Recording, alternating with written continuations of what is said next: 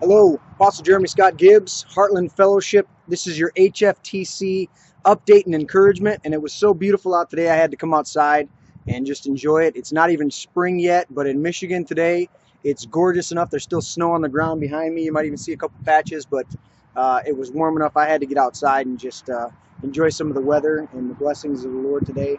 So I want to talk to you about a few things just to give you some updates. This week's been a little bit less hectic, a little bit less activity this week, but certainly God's still doing things and moving, and we're enjoying it. The Heartland Fellowship team is drawing together. We had some powerful time at our Thursday night relationship study. Just some great conversations. Been having great services. Pastor Ken's certainly been enjoying them and reiterated that this past week. And also with our other activities, joining in with Apostle Smith, and I had an opportunity to get back with one of the other extended families with Pastor Gabi out at Inner Court Christian Center. They're out in Warren, and we've been unable to be with them the last few Wednesdays, and we got a chance to get back with them this Wednesday, and it was a beautiful time just with that family out there. So just some quick updates. We've been having a good time fellowshipping with everybody, enjoying that as always. It's about fellowship. It's about relationship with everybody. And for this week's update, the Lord wanted me to, there's a couple things on my heart that I was talking with the Lord about. And first and foremost, just our general update. The meditation has been knowing your skill set. And then secondly, after you know your skill set, it's how to apply your skill set, where and when. You know, it's one thing, first of all, we got to go down that journey of knowing our skill set. Well, I'm gifted in these areas, I'm gifted in their areas, but what am I supposed to be doing with them and when? And I'll give you this case in point. When the Lord called me to start Heartland Fellowship Training Center, first thing He took me to a deep process of prayer. I had gone through just some things in my life and had shut the TV off and shut the cable off and was just taking some time with the Lord, and I was doing construction, but that had the business had dried up. I still had work, but it was spotty and not as consistent. And I just committed my heart to being in prayer, and I was talking with the Lord, and through the course of the one time of prayer, He said, "I'm elevating your calling."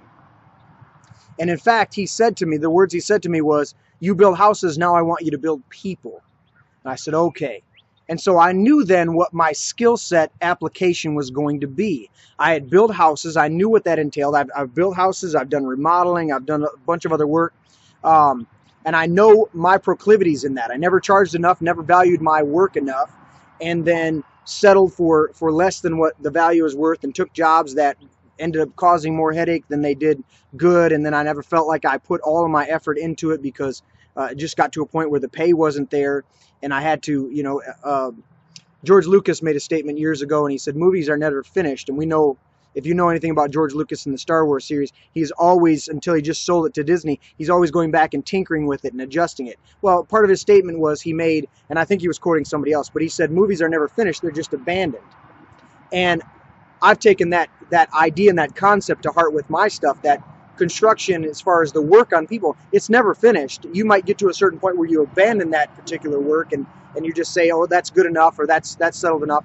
And there's certainly beautiful things, but we can always do something more. And my point in that is that the Lord told me, you built houses, now I want you to build people. And I understand in building people and doing remodeling, doing work like that, that there's always another level of detail, there's another level of work that can be done in a person's life. And so along with that, then I take it and go, okay, what's my skill set? Right now, for a number of years, I've been in full-time ministry. Now, I've had opportunities to help people, and certainly I do handyman work around my own home and around Tanya's mom and dad's place. And so there's always application for that natural skill set. But now I take that skill set and I look at people and I say, okay, how do I apply what I've learned in building houses to building people? And I've been doing that now for a good 8 years, just transitioning more and more into that. And so I wanted to encourage everybody today, take a look at your skill sets. What are you gifted in? Just in the natural. Just think of the natural area. And then begin to talk to the Lord. Open a dialogue with the Lord and say, all right, Lord, how does this apply to my spiritual gifting?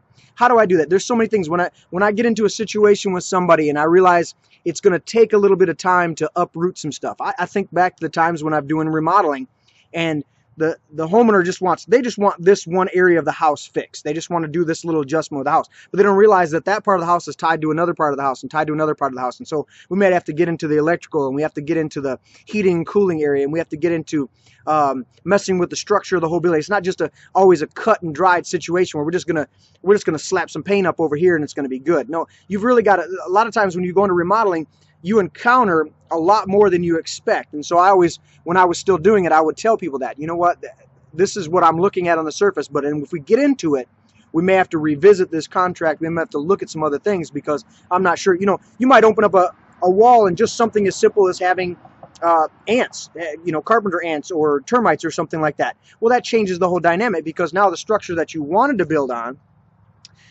is now weakened, and so you have to fix that structure before you can even do what you plan to do. So there's a lot in that. And so I just wanted to make sure, just encourage everybody today, know your skill sets, know yourself, and then ask the Lord, okay, I could apply this in the natural over here, and I could be a good, line worker, or a good, involved in the trades or involved in some of these other areas. But Lord, what are you calling me to do?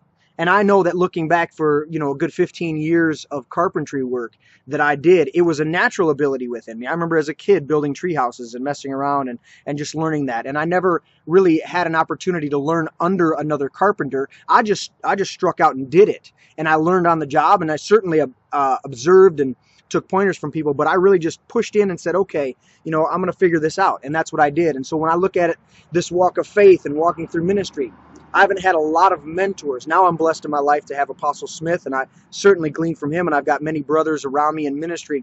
But for a number of years, I kind of, I had pastors that I was under, but I didn't have that close connection, that mentorship that I looked for. And so I just leaned heavily on the Lord and said, Lord, you're going to have to teach me how to do this. I don't want to copy the model that's been presented to me, not saying that it's bad or wrong, but I want to know from your heart how to do this. And if it looks exactly the same as the model I'm looking at, great. But if it's different, I don't want to be different for different sake. I just want to do what you're telling me to do, Lord. So came at it from that standpoint. And as I was meditating on this update today, that was really heavy on my heart, was to say, you know what is your skill set, and then where and when to apply it. There's times when we apply that skill set to natural situations, and then God wants to move us into a place where he says, okay, you think of, just as I'm saying this, I'm thinking of Elisha, and he was plowing 12 oxen. He himself was leading the 12th pair. And it says Elijah came and called him. Well, he sacrificed the oxen and the plow, and he moved on. And you think about his life.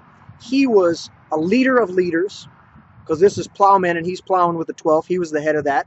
And then he's plowing through stuff. And you realize if you look back at his life, you can see the application of his skill set of he was plowing through in the kingdom there, dealing with wicked kings, dealing with disobedient people, dealing with different circumstances, dealing with drought and famine. He had to know how to plow through that by the grace of God and the empowerment of the Spirit of God to get into what God had called him to do and empower others around him. So that's just a simple idea there. It's not always this direct, it doesn't always look exactly the same as, okay, I'm hammering nails over here, so now I'm going to hammer on you. No, it doesn't always apply like that. But you understand that there's a skill set there that you take and there's applications of it. So that's that idea.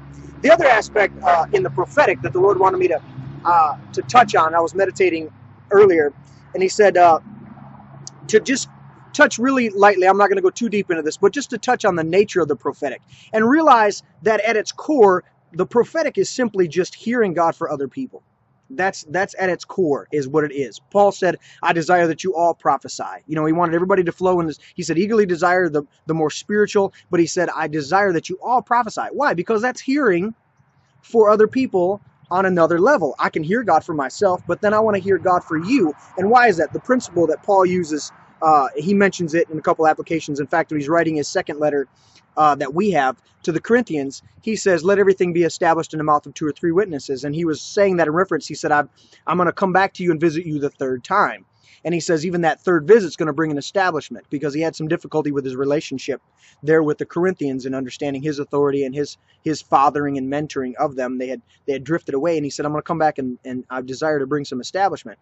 But the idea is that everything's established in the mouth of 2 or 3 witnesses. So we need each other to be prophetic at times. You may not even be fully called to be a prophet, but God can prophesy through you. The Spirit of God can move upon you and you prophesy to somebody. And what does that do? Well, number one, we know that it brings edification, encouragement, and comfort. But number two, it's to bring establishment. Let everything be established. That's from Deuteronomy 19.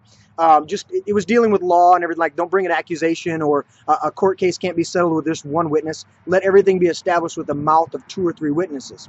And so it's that understanding. And I want to just say that for sometimes with prophets, we begin to lose sight of that. We get so enamored with how powerful the prophetic is and how flowing it is and how really cool it is. I mean, it's fun. I enjoy it. And if you're not enjoying what you're doing for God, you might want to take a step back. And that's not to say that we're just playing with things, but if you've got to have enjoyment. That's what love, joy, peace, patience. I mean, that's the second fruit of the Spirit listed in Ephesians. So, or in Galatians. So you really got to come at it from a standpoint of, are you enjoying this? And if you don't enjoy it, take a step back and look at it and go, what is the core of this? I don't want to be up on a platform and say somebody, oh wow, that was really powerful. You're this. It's almost like we've got this psychic flavor to the prophetic in the church at times, meaning that the psychic gets the glory, and it's not to say that we don't praise each other. Each man's tested by the praise he receives, but it's that area of, listen, do I understand in my heart of hearts that I'm just hearing God for you, so that you get a confirmation? Or am I, well, I'm hearing this, and we go through this whole thing of, I'm seeing this person, and does that, and I'm not criticizing that. I'm saying we need to test our motives on a regular basis. We need to check ourselves on a regular basis and say, all right, Lord, am I doing this to impress people? That's the key to it. Am I doing this to impress people, or am I doing this to encourage people? Am I doing this to empower people? Am I doing this so that that person's established in what you've said in their heart, and I'm saying it because I'm hearing it by your Spirit, and now there's 2 or even 3 witnesses to bring an establishment? That's the power of the prophetic, is to bring establishment in people's lives. Because number one, we don't want to be like the fivefold ministry gifts that Paul talked about in Ephesians 4, tossed back and forth. The fivefold ministry is given to the body to build them up so they can do the works of service, and then will no longer be infants tossed back and forth by every wind of doctrine. Well, one of the powerful things about the prophetic is that it brings establishment.